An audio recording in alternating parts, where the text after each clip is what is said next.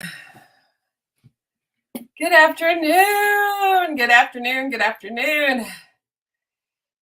I am so happy. Let's get some music going for a second. I am here. Today is Tuesday. This is Tuesday noon training, and it's April 9th. Tuesday, April 9th, 2024. The only Tuesday, April 29th, 2024 that we will ever know. It's been a wild week. We had the eclipse going on. We got March Madness going on. You know, my mom had a birthday party here the weekend, and we had Easter recently. It's just been wild, right? God is good. I love this time of year. And you guys, I don't know if you know it, but let me turn this off now. Enough music. I don't know if you know it, but today is normally chemo treatment for me. But last Tuesday before last was my last treatment. So I am so grateful. And that's why the title is Being Grateful is Underrated. Y'all, I am begging you to sit down and count your blessings. I mean, every single thing that you can be excited for. Okay, so about a month ago, 3 weeks ago, I hurt my toe. I had an aggressive pedicure. And I got nicked, cut, whatever. And I think the doctor said because of the drugs I was on, the chemo, the healing was slow and blood thinners. Oh, hot mess, hot, funky mess. Okay. Anyway, it took forever, but I had never been grateful for my big toe before then. I was worried, y'all. It was weird. I was like, oh my gosh, I couldn't wear closed toed shoes.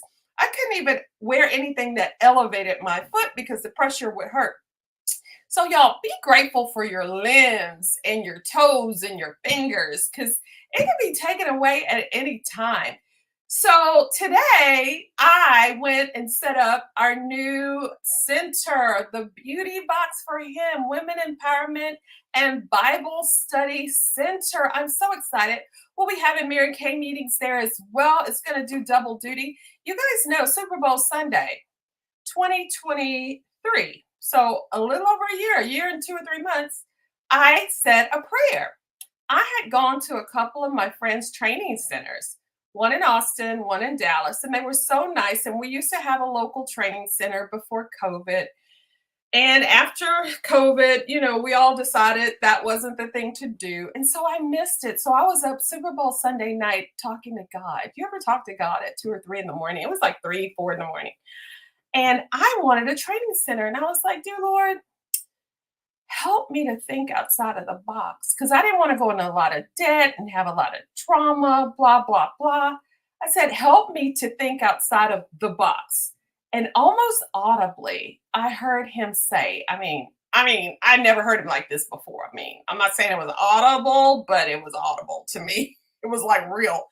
He said, use it for me. Use the training center that I wanted for him when I said I wanted something that I wasn't going to go dead in, help me to think outside of the box. Because, as humans, we have like linear and logical thinking, but God can change things in an instant. He can put you from the start to the finish line just like that. So he said, use it for me. And that's why I said, help me think outside the box. The beauty box for him was born Super Bowl Sunday, 2023. I caught the vision and it came to fruition today. When I'm supposed to be at chemo, I get to set this center up. God is so good. And I get to look back over my life. Do you ever look back over your life? And I get to see how I got here because some things happened in my business world that I didn't expect. I thought I would be at the top level, like 5, 10 years in, but it didn't happen like that. And I worked really, really hard in the beginning.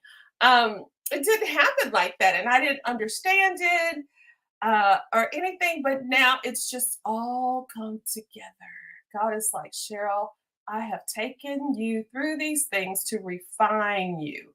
I've taken you through these things to get your heart like it needed to be for me to use you. Because I can tell y'all, my heart needed a lot of work, honestly, if I'm being honest.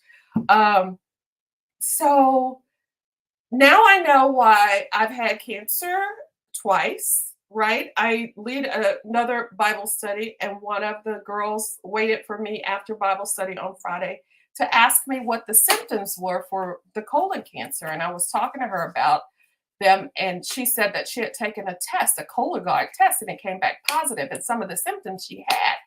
And so I know God put me through that so I could talk to people like her.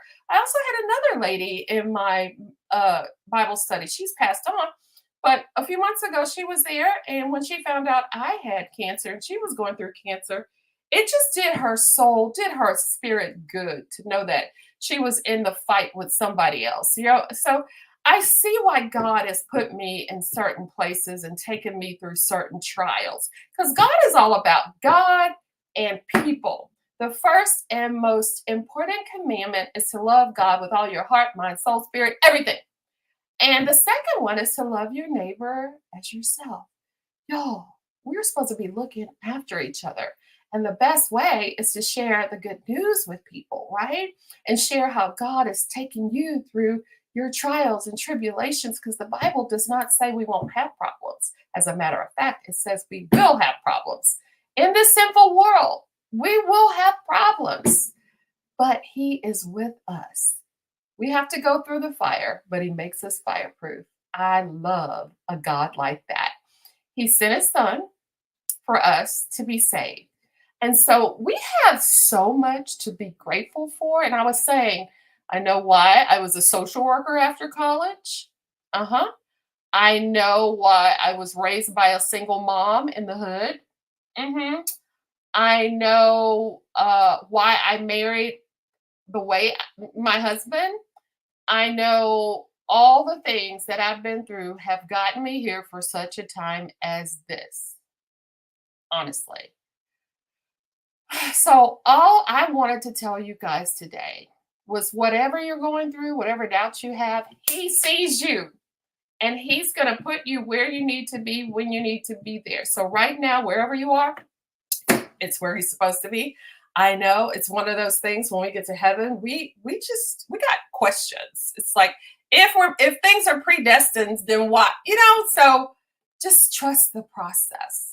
You know that song, those two little short words that are so big and profound, trust and obey. Trust and obey. There's no other way to be happy in Jesus but to trust and obey. And I'm going to tell you, He's where the joy is. So we have to get off of this natural plane and tune into our spiritual world. There's a whole nother world out there. What you see is not what you get. You have to trust the good book. I happen to have it. You have to trust what this says. Feelings are not facts. So whatever you're feeling about, whatever you are in your feels about,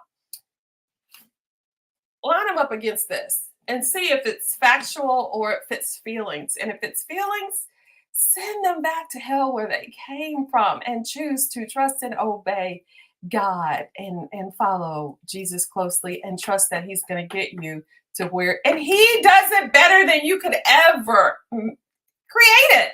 So I just came to tell you today that I'm supposed to be in chemo, but I took my last chemo 2 weeks ago. Again, today I am in my training center. It's a dream that's taken a year and 2-3 months, because that was February, March, April, a year and 2 months, because I wanted to jump into it, do it right then. But so it was rough. It was a struggle. It was, yeah. And so, y'all, I love you. And I hope that you can listen to this today. Sit down by yourself with yourself, count all of your blessings, let God know what is in your heart, and listen. That's what I did that night. It was 3 o'clock in the morning, 3, 4 o'clock. Nobody was up. And it was just me and Him. And I just said an honest prayer. And He answered right then. He doesn't always answer right like that. Actually, I've never gotten an answer like that. But that day, He did me a solid. Okay.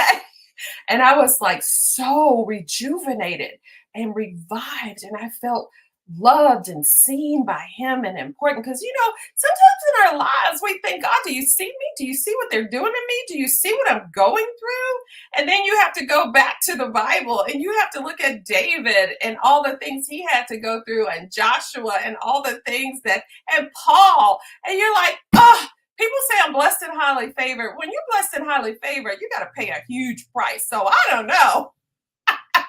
But anyway, so everybody is blessed, but not everybody is grateful. Be grateful, my sisters. I love you. Bye.